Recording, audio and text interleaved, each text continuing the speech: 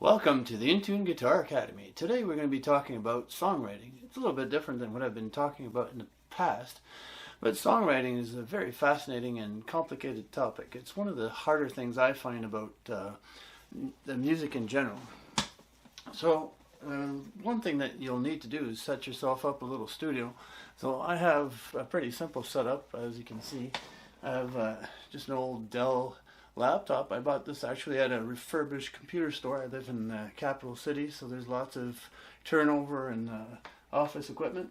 I have a mixing board. It's Mackie FX12 12-channel mixer.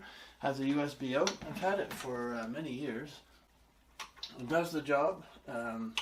It connects to my laptop, and I can do recording from my DAW. The DAW stands for Digital Audio Workstation. So the one that I use is Mixcraft. It came in a CD, so you can tell it's a few years old. Not many laptops still have CD players. So anyways, I downloaded it to this laptop, and I bought that from Amazon. It's pretty inexpensive. I think I paid about $60. It's bare bones, pretty basic DAW, but does what I need it to do. There's others. There's Cubase, which has been around for years and years. It's one of the standards. There's Pro Tools, many others. Just look them up on Google, whatever you feel comfortable with. ProSonos came out with one. ProSonos does audio interfaces, and now they have recording software as well. So whatever you feel comfortable with. So I was comfortable with using Mixcraft. Mixcraft is now up to version 9. I have version 8. And so I also bought this monitor, which is on a swivel. And the swivel I bought from Amazon as well. The monitor came from a local office supply store, Staples, and paid $100 for it. It connects via HDMI to my laptop. And in the background I have studio monitors, Yorkville YSM5s. Yorkville has an affiliation with Long and McQuaid in Canada. Yorkville is a Canadian company. YSM stands for Yorkville Studio Monitor. 5 means they're 5-inch diameter woofers. And what you want in a monitor is a nice dry sound. You want what's called a reference monitor. You can't have just a regular speaker, because standard stereo speakers tend to color the sound of the music that you listen to. You want something very neutral, very dry. So that's what a studio monitor does. So these are like $250. So $500 for the pair. The laptop paid under $1,000. The table is something I got from IKEA years ago. The hutch I made myself. So I mean, this little studio, I can put together some nice demos, and it only cost me maybe at most $1,000. And anybody that has regular income can probably afford something like that. And I find songwriting is fun, lets you be creative, and also it teaches you about timing, teaches you about keys. It puts into practice the things that we've been talking about. So last lesson, when I talked about the key of G, you can actually put that into practice. So what I usually do when I write a song is I go and I use this book here called, and I've shown this many times in previous videos, it is called The Incredible Scale Finder by Hal Leonard Corporation. As you probably know if you're a regular listener, that I am a very big fan of the Hal Leonard Corporation. They have very good books. And then on page 7 of this book, they have a chart that will guide you through what chords match the key that you're in. So if you come together, like if you put together a little riff that sounds good, or a couple of chords that sound good, and you decide what key you want to be in, you use a reference like this, and will help you write your song. So it's more of a reference. It's not a hard and fast rule. You don't have to stick 100% to the chords that they recommend for each key, but the more you stick to them, the better your song's going to sound. So in general, if you're using a major key, the first position is a major, the second position is a minor, the third is a minor as well, fourth is a major, fifth is a major as well, sixth is a minor, and then in the key of G, the 7th position is F diminished sharp. So what that would mean is that If you're doing a 1-4-5 song, so typically that would be a G-C-D type of song, which has been done many, many times before in country, pop, rock and roll, any type of song.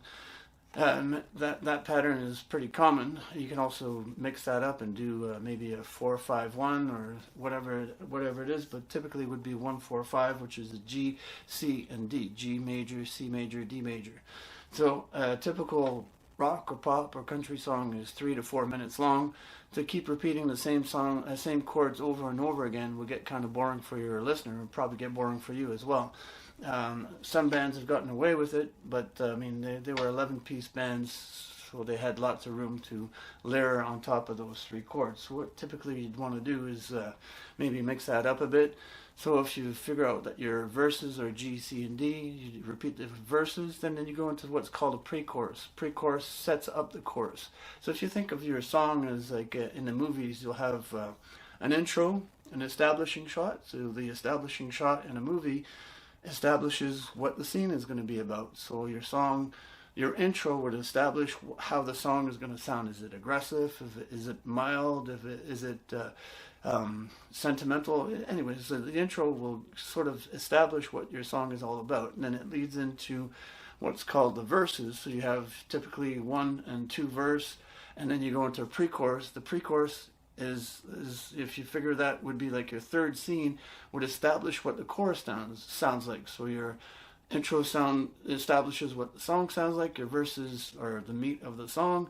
The pre-chorus establishes what your chorus is going to sort of sound like. It just eases you into the chorus.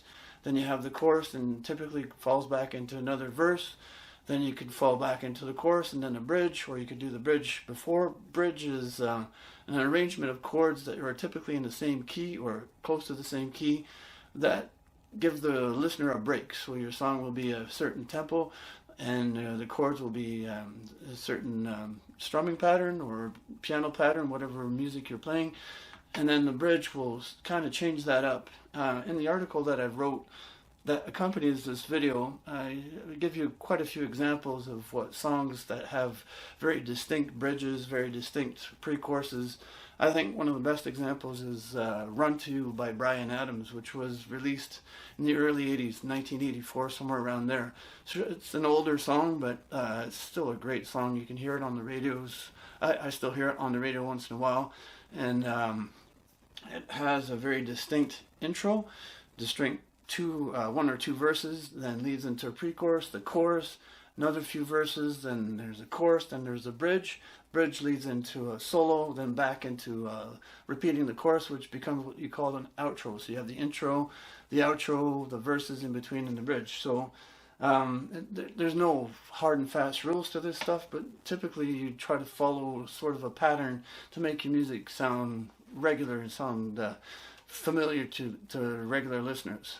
One of the books that I've used to learn about music writing, and apart from being a music fanatic since I was like 8, 9, 10 years old and listening to music all the time and just taking it apart and studying it as much as I can mentally, one of the books that I read was called Songwriting for Dummies. An excellent book. It's really enlightening because it teaches you a lot of these technical terms that you don't always think about.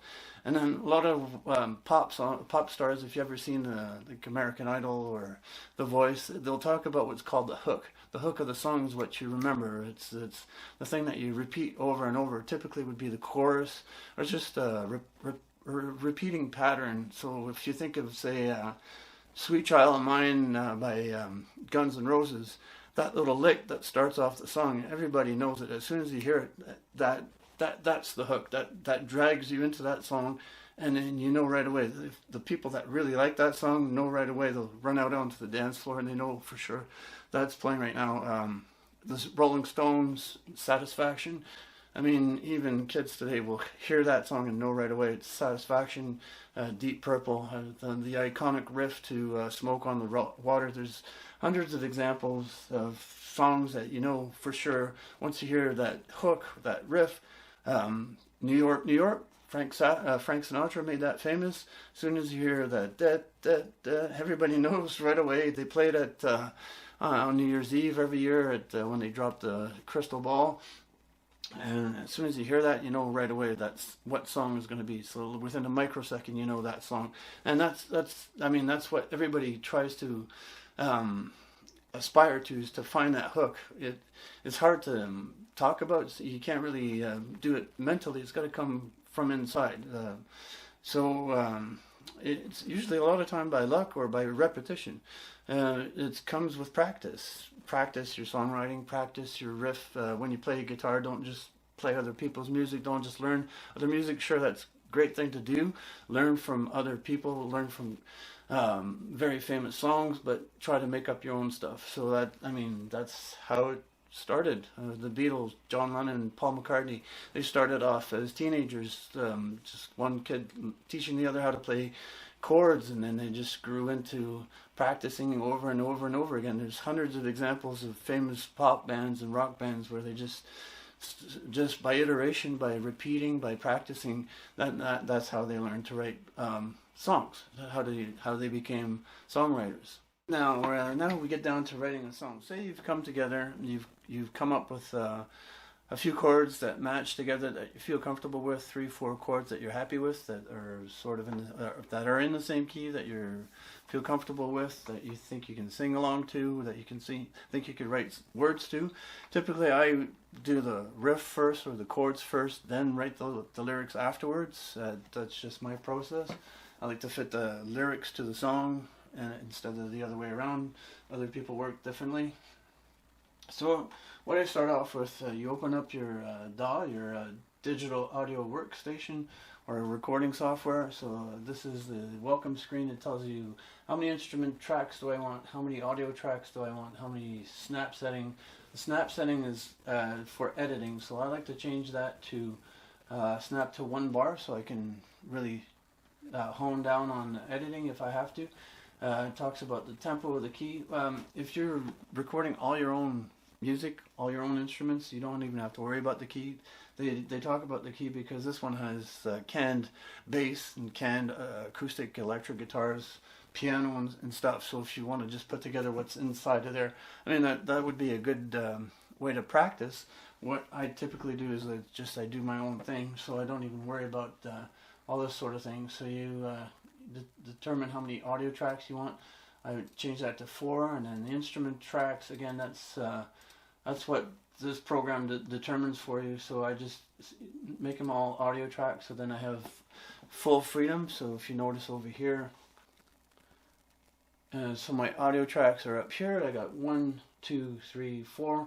If I want to use, if I want to record on the audio track, I just hit ARM, and ARM will light up the track that I can record to. I plug into my mixer. I have 12 channels, but I only ever use one because I'm here on my own. Another pop-up. Thanks, I miss out. There we go. Got rid of the pop-up. So anyways, one thing to keep in mind is press mute when you plug stuff in, because you don't want to destroy your speakers. You don't want to damage the speaker. When you're plugging stuff in or pulling cords out of your mixer, make sure you press mute first, so that way it doesn't make that pop sound into your speakers, which is very damaging to the woofer, and it's really not good.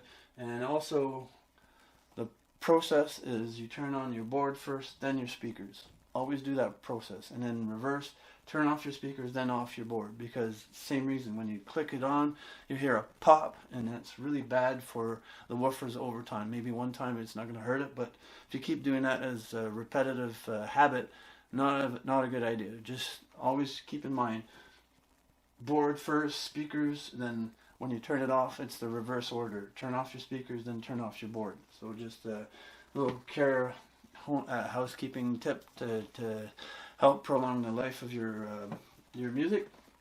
So in this case, and then I hope you can see this okay. Got my other camera in the corner, and then yeah, okay. So I'm just gonna swivel that around a bit. Okay, and I guess the pizza man has arrived.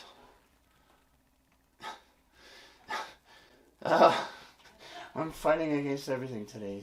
So, in the corner here, I have a bunch of different options for the sound that I want my song to sound like. We have everything from 60s protest music, 70s funk, classic rock, country rock, and hip hop, all kinds of things. So the one that I typically go with is classic rock, because that's just the kind of music that I like, and it's pretty neutral. I mean, it's been around for over 50 years, so what's classic rock anymore? It's just, it becomes background music almost. I can hear some classic rock at the grocery store when I go do my groceries. Who would have thought 50 years ago that would have happened? Anyways, this is one of the drum beats that I like. It's drums number 1 in classic rock. Kind of a catchy rhythm. Just turn that up a bit. So if then you have other choices, and I can go down to here. It's a little bit more. There's like triplets on the hi-hat, so it's a little bit more intricate. That can be a little bit hard to play with, a little bit hard to write with. So I just try to stick to the very basic tick tick tick tick tick tick tick tick tick tick tick tick. It's pretty simple and repetitive, and we're at 95 beats per minute. Just turn that off so I'm not competing against that. And my this I can change, so if on the screen I can change that down and just highlight that and make it more 100 beats per minute. That's not too fast, not too slow, pretty easy to work with. So I take the drums, and it tells me that I've just changed the tempo, which is no problem.